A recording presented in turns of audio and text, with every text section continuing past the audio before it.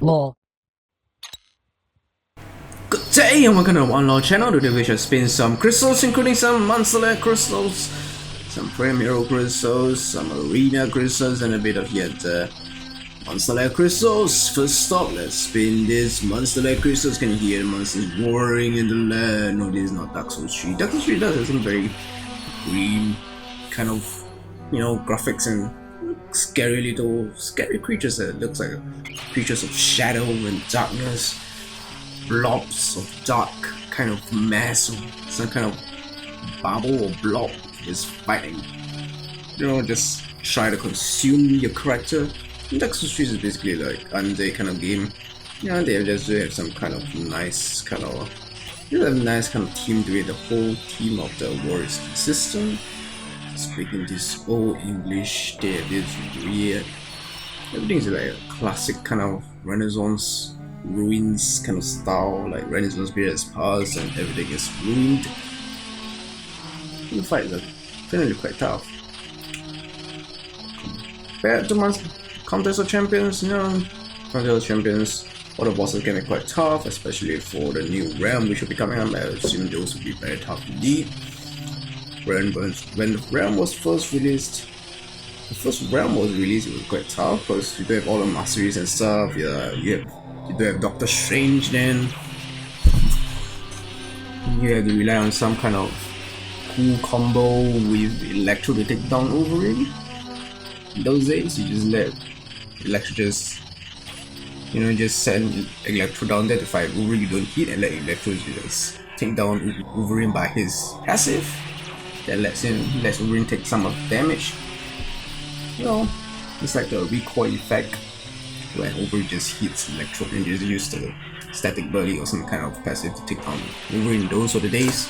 So Realm of Legends Part 2 will probably be pretty difficult because they will address it for masteries, and if the new Alliance War not anything to remind us, Realm of Legends will be quite difficult. And hopefully we have 5-star champions will be there. Maybe some cool champions would be great. That's rewards. It will probably be quite difficult as well. And one of the main things about the difficulty of the main bosses with those high health is that a single mistake you make will cause your character champion to die. That's one of the most irritating part about Marvel Contest Champion when you're fighting a very tough boss who just want to KO you.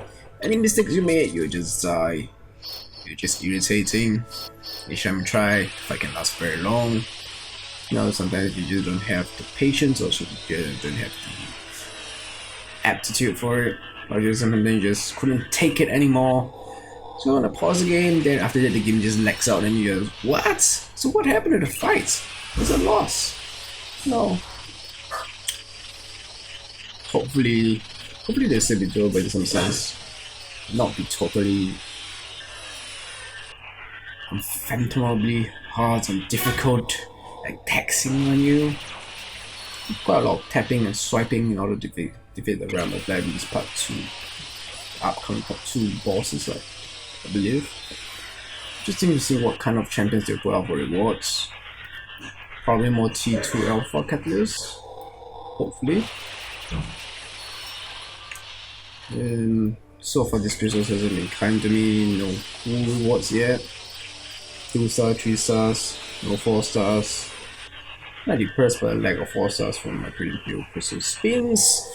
And again, it's 2 star, and then the mini guy could have been so good with willpower just ruining him. Maybe he just should make his fatigue not trigger willpower, that'd be great.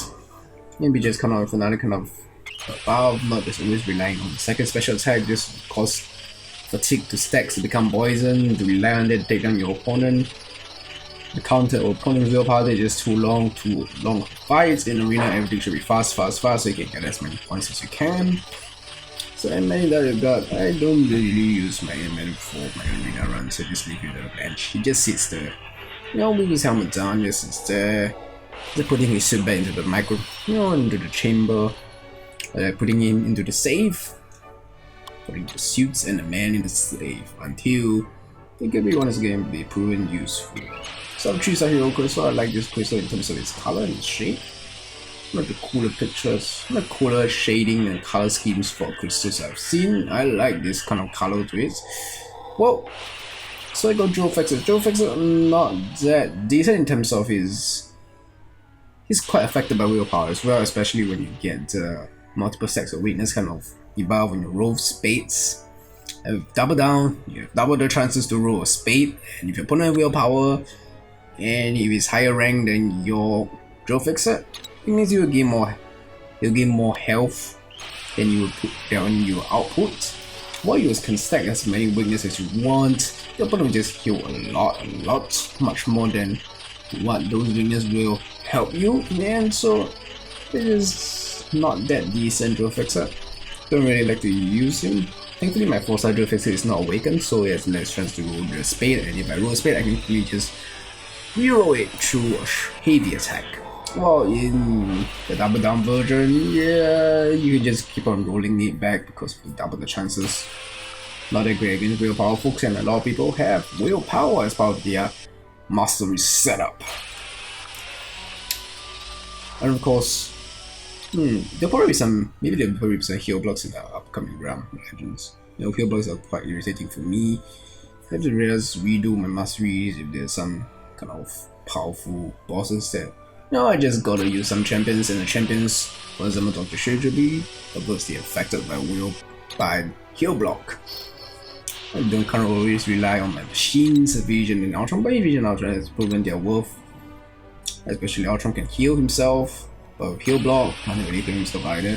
But Vision doesn't have the ability to power drain, because it's very useful. Against Metal Shoulder, I just use Dr. Strange and just power through Dr. Strange. Power through. So far, Arena Crystals have not picked up another 4-star Punisher, which I'm fine with. We just awaken him using the Awakening Gem. And one more Awakening Gem that I'm setting up for Agent Venom. Hopefully I'll get him from the weekday arenas. Hopefully this time we'll be safe. Usually weekday arenas cutoff has not exceeded the 9 or 10M yet. Hopefully they will not exceed this time. Not sure. Given the huge demand for Agent Venom, wouldn't be too surprised. Agent Venom does a lot of anti-shield block proficiencies and stuff, perfect block stuff, anti-those stuff. It's kind of their current Israelites, because just using the perfect block and blocking proficiencies, they just want to come out with stuff that's against it. Maybe he'll be featured in Realm Legends Part 2 to stop you from just blocking and force you into evading every single attack from Agent Venom. Imagine that even Venom power with heal block and stuff would be quite irritating opponent to fight with, especially when it shuts down your blocking proficiencies or perfect block stuff. Could take quite a bit of damage from him, and that would be quite irritating indeed. And if he has taunts as well, you'd be like, no, this is just so irritating to fight against. Yeah, it's just sometimes the fights are more irritating than anything else. Any mistakes you do, it can just kill you off with all the buffs and stuff that, you know, Realm Legends could just put him in with. No, the Alliance Wars. Agent Venom. Anti-blocking proficiencies and perfect block. But then he's not always that he has those kind of abilities. In your pocket, you need to trigger it. So maybe you just need to try to get him to trigger off some other special attacks, or just try to kill him or drain his power off before he can trigger all those devastating effects on you. Agent Venom is fast, but it's cool as fast. It does special attacks, kind of nice animation, and its color is insanely high. Didn't expect that, and just like how I missed Venom Pool first time round, I missed this again. This one is by a few 100k. I think I missed Venom Pool by a bit more. Yeah, but it's also a few 100k. Hopefully this trend doesn't continue. Hopefully, but I would really not want to experience that again. Missing cutoffs can be quite painful indeed. They are as painful as not spinning anything decent from these prelim hero crystals. Oh my, not a single 4-star anymore. We have a few 3 stars. Just kidding. which I don't even need 5 figures to count the number of cheese that I've gotten from this Green Hill crystals. Also quite bad, really. The game cup the vampire really earns a lot of money through crystals, so you just low the odds. Or maybe the odds are always that low. Maybe because it's a free crystal, maybe because it's free crystal, maybe it has low odds. I'm not sure about that, but then again, you can always save up your units. For the cool little maximum signature ability crystal, there's quite a mouthful. MSAC. MSAC, I should call this MSAC. Yellow kind of crystal comes out on blue. It doesn't have the roller spin. You can see the 2 animations here. That's about it. I'm just gonna open some.